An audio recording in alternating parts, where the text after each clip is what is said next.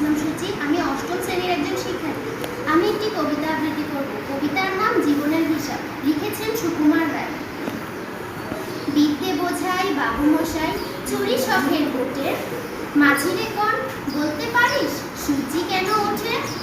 চাঁদটা কেন বাড়ে কমে, জোয়ার কেন আসে?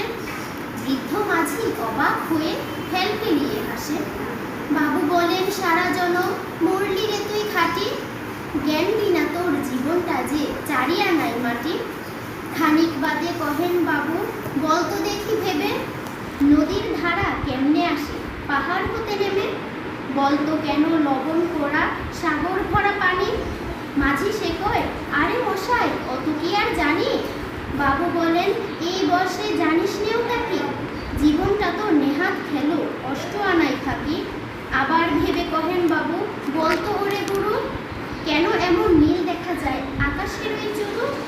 বলতো দেখি সূর্য চাঁদে গ্রহণ লাগে কেন? বৃদ্ধ বলে আমায় কেন চর্চা দিছেন কেন? বাবু বলেন বলবো কি আর, বলবো তোরে কিটা, দেখছি এখন জীবনটা তোর 12 আনাই বৃথা।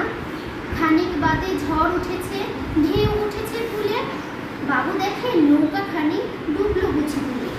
মাঝিরে কোন এ কি আপদ করে ওঠাই মাঝি, ডুবলো নাকি নৌকো এবার মরবো নাকি আজি?